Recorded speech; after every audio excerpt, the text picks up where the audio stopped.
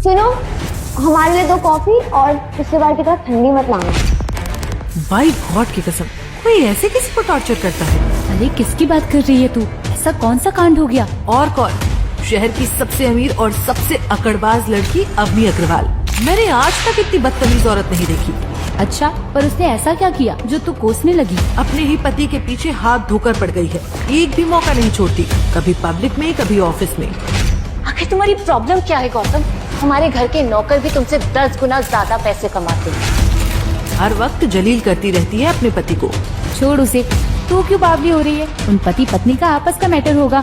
आपस का होता ना तो 4 दीवारी के अंदर होता। ये औरत तो पूरी दुनिया के सामने तमाशा बना रही है। अच्छा, ऐसा क्या हुआ? हुआ ये कि ले लैंड करे 30 मिनट हो चुके थे। अवनी के 2 दोस्त एयरपोर्ट पर गौतम का वेट कर रहे थे। यार रिया, क्या हुआ तेरे उस फ्रेंड के पति का? देखना अभी तक आया नहीं। आई नो, आता ही होगा। मेरी फ्रेंड है ना अवनी, वो बहुत अमीर है। 12 to 15 तो उसके पास कार्स है। चूज ही नहीं कर पा रही होगी कि आज कौन सी लेके जाए।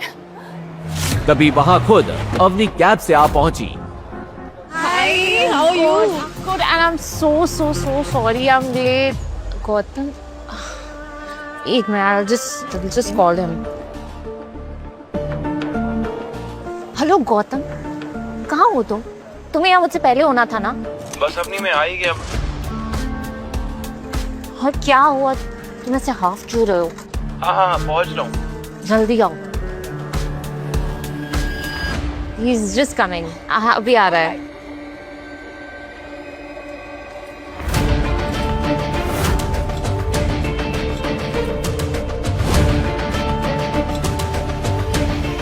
सॉरी, थोड़ा लेट हो गया। गौतम को देख रिया को तो यकीन ही नहीं हो रहा था कि कोई इंसान साइकिल पर किसी को लेने एयरपोर्ट कैसे आ सकता है।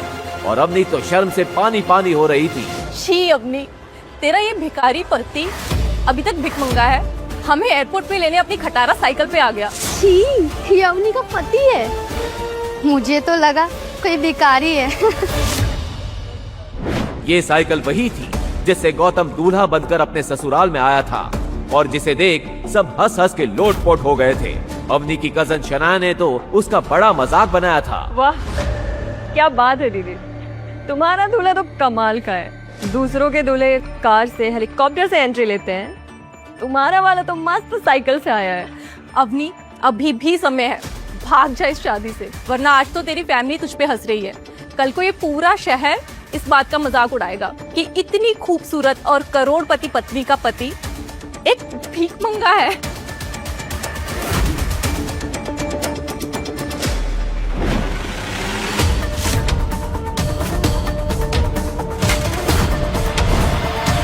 तुमने क्या कसम खा रखी है गौतम कि सबके सामने मेरी नाक कटाओगे?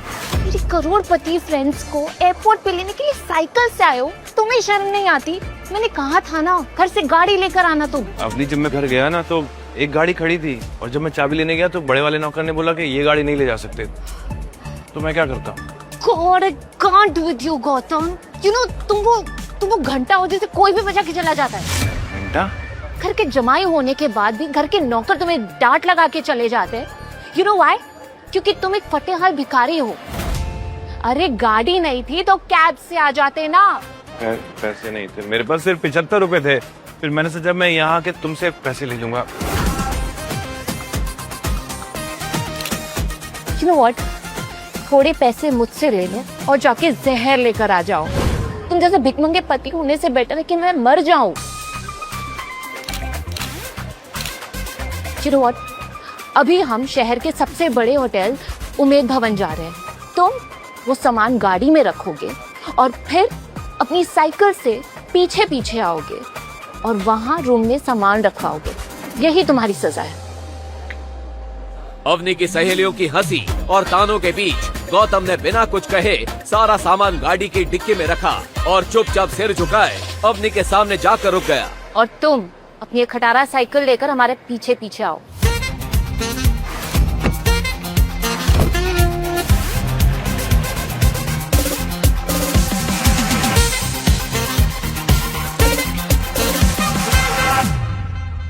अवनी की फ्रेंड रिया और उसकी फ्रेंड्स उस होटल के रिसेप्शन पर पहुंचे उसे देख होटल का मैनेजर पूरे अदब के साथ बोला, खम्मा खड़ी मैडम, बताइए मैं आपके लिए क्या सेवा कर सकता हूँ। मुझे आपके होटल में एक कमरा चाहिए आज के दिन। एक minute madam. I am sorry madam, दरअसल खुद सीएम साहब अपनी पार्टी के लोगों के साथ यहाँ पर रुके हुए हैं, तो हमारे पास कोई भी रूम खाली नहीं है। क्या? मैं आपको 10 गुना ज्यादा पैसे देने के लिए रेडी हूँ, आप प्लीज एक कमरा अरेंज करके दीजिए। सिर्फ आज नहीं, अगले 3 दिनों तक हमारे पास कोई भी रूम खाली नहीं है, क्योंकि सीएम साहब अगले 3 दिनों तक यहाँ पर रुके हुए हैं। आप जानते हैं मैं कौन हूँ? देखिए आप कुछ भी करिए और मेरे फ्रेंड्स को एक कमरा अरेंज करके दीजिए प्लीज।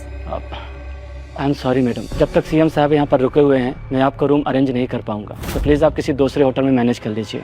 क्या यार रिया, तू तो बहुत बड़ी बड़ी बातें बोलती थी अवनी के बारे में कि इस शहर के सबसे बड़े खानदान से है, और ये क्या, एक रूम तक अरेंज नहीं कर पाई। हाँ यार अवनी, मुझे सच में लगा था तू है तो सब सही होगा, लेकिन ये क्या। I am sorry guys, trust me, अगर ये सीएम का इशू नहीं होता ना तो हम इसी होटल में रुकते। पास में एक डेन है। वेल, इस होटल जैसा तो नहीं है पर वो भी काफी अच्छा है। Let's go there please, let's go. वो कुछ कदम आगे चले ही थे कि गौतम वहां आ पहुंचा। सॉरी, ओ देर हो गई, सॉरी, बहुत लंबी चढ़ान आ गई थी। तुम लोग अभी तक चेक इन नहीं किया? क्या हुआ, सब ठीक तो है ना? सब ठीक कैसे होगा? मेरे दिन की शुरुआत तुम्हारी शक्ल देखकर जो होती है, जब से तुम आए हो ना कुछ सही नहीं है। आज तुम्हारी जगह इस मैनेजर से शादी कर ली होती तो आज कुछ जुगाड़ हो जाता। अरे सर आप यहाँ?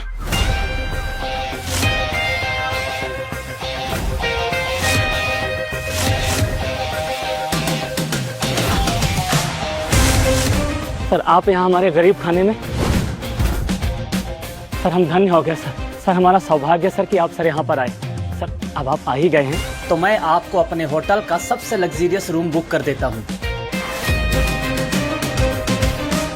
ये क्या बकवास है? हमारे लिए आपके पास अगले 3 दिन तक कोई कमरा नहीं है, और इस भिखारी के लिए स्पेशल रूम। हाउ? क्या कहा आपने? भिखारी? लगता सर के बारे में आपको मालूम नहीं है। गौतम साहब। और इससे पहले कि वो मैनेजर आगे कुछ कहता कि अंदर खबर फैल गई। जैसे ही अंदर खबर फैली कि गौतम उमेद भवन में आया है, अंदर से राज्य के सीएम गौतम सर अपने सभी नेताओं के साथ बाहर आए। और फिर जो हुआ उसे देखकर तो अवनी, रिया और उसकी सहेलियां लगभग बेहोश हो गईं।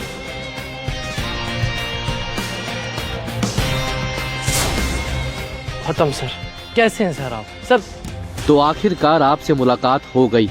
सब सच कह रहे थे, आज मेरा और मेरी पार्टी का लकी डे है सर। इलेक्शन आ रहे हैं सर, आपकी कृपा दृष्टि हम पर बनाए रखिएगा सर।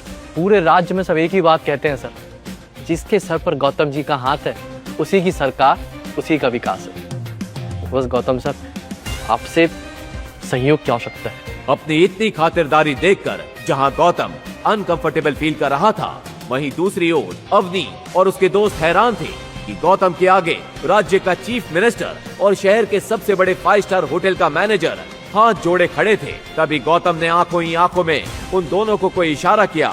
इशारा पाते ही सीएम की टोली अपने रास्ते निकल गई। उनके जाते ही गौतम सबसे हिचकिचाते हुए बोला, क्या चल रहा है इस होटल में? पता नहीं लोग मुझे कौन सा गौतम समझ रहे हैं। तभी तो मैं ये सोचूं कि गौतम जैसे भिखमंगे के साथ सीएम सर हाथ क्यों मिला रहे थे। अवनी क्या कर रही हो? अवनी मैं मर जाऊंगा, क्या कर रही हो? तुम मर जाओ, लेकिन गौतम अगर मेरी दादी के बर्थडे के लिए तो 5 लाख से कम का गिफ्ट लाए ना तो तुम्हारे छोटे छोटे टुकड़े करके ना गली के कुत्तों को खिला दूंगी।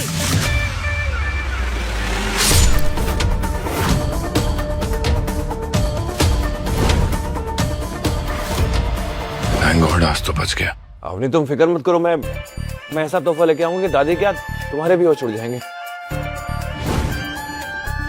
I promise। Exactly। और अगर ऐसा नहीं हुआ ऐसे ही होगा।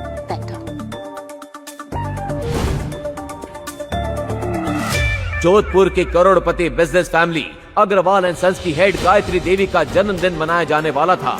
शहर के बड़े बड़े रईस उस पार्टी में आने वाले थे, तो जायज है अवनी चाहती थी कि उनकी तरफ से उसकी दादी को दिया जाने वाला गिफ्ट बेशकीमती हो।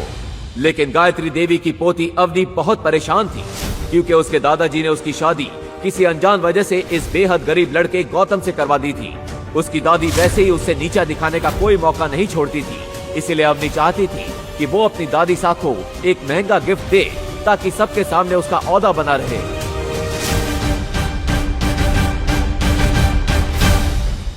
गायत्री देवी के गिफ्ट के बारे में सोचता हुआ आगे बढ़ ही रहा था कि अचानक पुलिस की टीम ने आकर उसे घेर लिया। धर लिया रे इस चोर ने। चोर? मैंने किया? मैंने कुछ नहीं चुराया। अच्छा,